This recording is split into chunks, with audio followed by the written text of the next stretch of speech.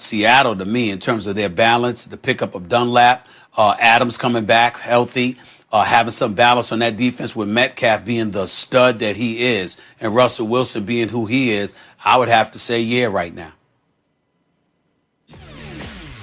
Look, Dunlap was a good pickup, and with Wagner and Adams healthy, that defense should get better, although last night was not an indication. That's just the Eagles.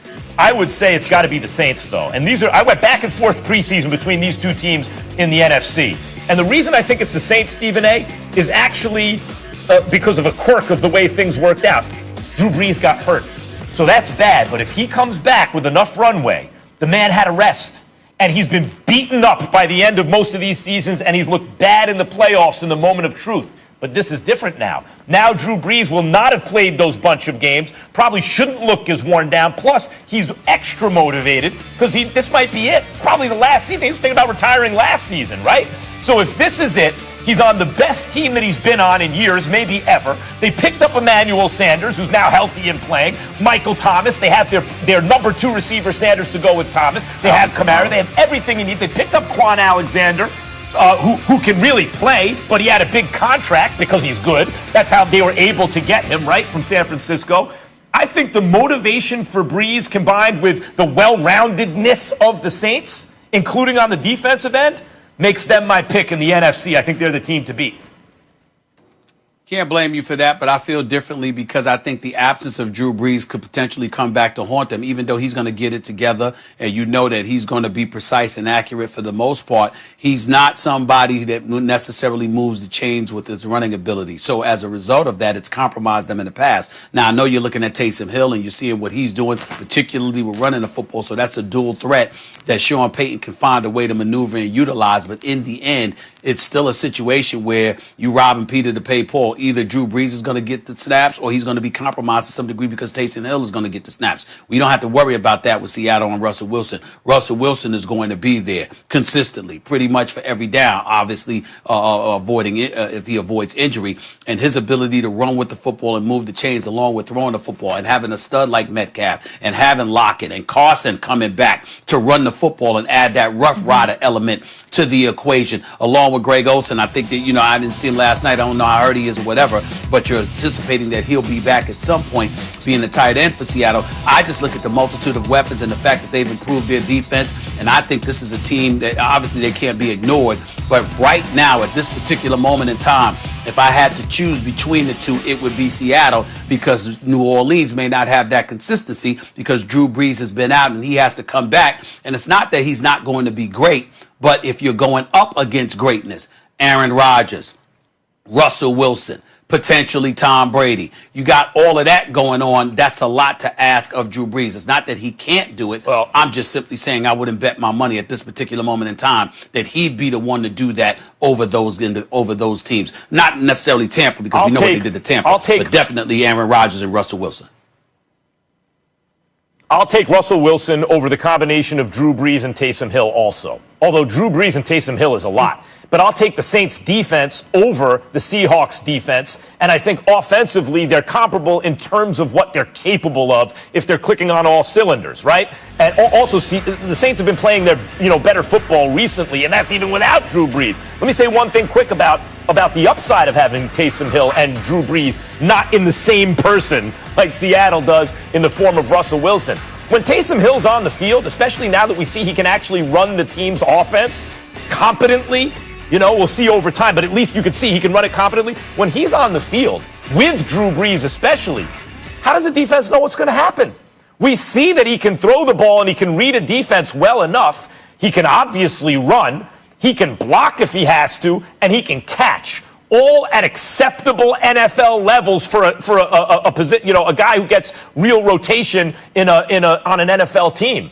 So, in fact, even though, yes, Russell Wilson is better than the two of those guys because all those skills are kind of in one guy, Taysom Hill has just shown when he's if you want to consider him a gadget player, when Drew Brees is on the field, fine. But, he's one of the all-time gadget players. If anything, it makes them even more dangerous. Well, again, under most circumstances, you'd be right. But if you're going up against the consistent excellence of Russell Wilson, that's a different ballgame altogether. Number two, Notice that Seattle is never out of any game. They're always chipping away. They're always right there. They're always in nail biters. You don't blow out the Seattle Seahawks. They don't wet beds, per se. You know, they show up week in and week out, regardless of what their troubles may be. And the fact that they've addressed their weakness, which is on the defensive side of the ball, is something that I don't think can be ignored, because you're going to have a tougher time scoring against them. Meanwhile, Seattle, because of its consistency, its continuity, the excellence of Russell Wilson, along with the bevy of weapons that he has available to him, particularly with his favorite runner coming back into the lineup last night, I think that puts Seattle in a favorable position at this particular moment in time. And other teams are going to have to step up in order to knock them off. No question. Yeah, Seattle's also got a great coach, and they always know how to work the draft. By the way, I mentioned earlier Carson Wentz by Philly was the only Pro Bowl player taken since 2014. I don't know if that came out properly. Wentz was taken in 2016. We will leave it there, guys. When we come back here on First Take, Carson Wentz has now had 15 interceptions. He's taken 45 sacks thus far this season. Something like that hasn't happened since the 80s. Max, I'll start with you. They have just... Oh, go ahead. I just want to say, Molly, I can't start off the show without highlighting the blue is looking very, very lovely. Max Kellerman, the tie, the dapping, all of that stuff. But you might want to move the tie a little bit to your right. Just a little bit, Max Kellerman, to your right-hand side. I'm saying just a little. To my right, like this, you mean, right? To your right. Just a little bit over. There we go. I got you. Well, thank you. Now we're on point. We ready. I'm just here for y'all. Crossing our T's. I'm just trying to be here for y'all. I'm just trying to be here for y'all. You know, not a Windsor, so it's a little asymmetrical. All right, let's go. Philly, guys, just 3 wins. Max, tell me this. Do you think the Eagles need to just clean house at this point? Oh, yeah, there's no other. I mean, like, look, I'm the one. Yes, the answer is yes. I'm the one coming out always and killing Carson Wentz, because I noticed since last year when everyone was saying how great he was playing, he was regressing badly. That's continued now till no one can deny it anymore. But, yes, it's not just Wentz. Peterson going for it down 11 on 4th down. And you know me, I'm like all for going for it on 4th down. But situational football, your offense can't do anything. Make it a 1-score game. This is not rocket science. To me, that's Peterson saying, I don't want anything to do with this. Right? He has plausible deniability or whatever. I need to get away from this. Howie Roseman, I mean, a lot of people stupidly passed up on DK Metcalf, Molly, who you and many others were saying, what about this guy over here? You should. But Howie Roseman was one of them. Howie Roseman passed up on Jefferson to take Rager, who was said he runs a 1.240. Remember, you heard things like he runs a 4.340, but at the combine it was closer to 4.5 and couldn't get separation at all yesterday. No, and by the way, and then drafts Jalen Hurts in the 2nd round, who's clearly that's an indictment of Carson Wentz, but obviously Hurts isn't ready to do anything, or they'd have given him a more of a look so far. And by the way, Peterson, when he puts Hurts in, the offense is doing nothing. They have like 5 consecutive series with possessions with like they're 3 and out, they're 3 and out, they're 3 and out. They put Hurts in, there's a pre-snap penalty, and then he completes like a 6-yard pass. Immediately, Carson Wentz comes back in, right?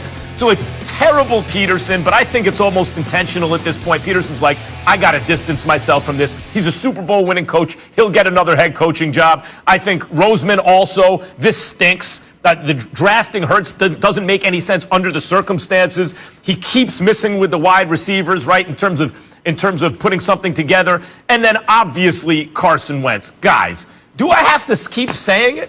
Do I have to keep saying it? The dude is the worst starting quarterback in the NFL right now. Stephen A., if you want to say, well, if Roseman and Peterson were doing better, he wouldn't be the worst, I agree with that. He'd be average, low average.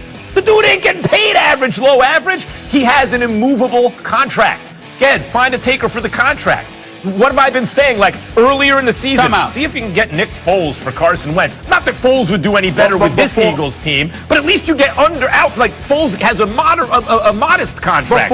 Wentz is getting paid like a superstar. So at least you get out from under Wentz's contract, and the Bears will get a mobile quarterback who at least used to be able to pass the ball down the field.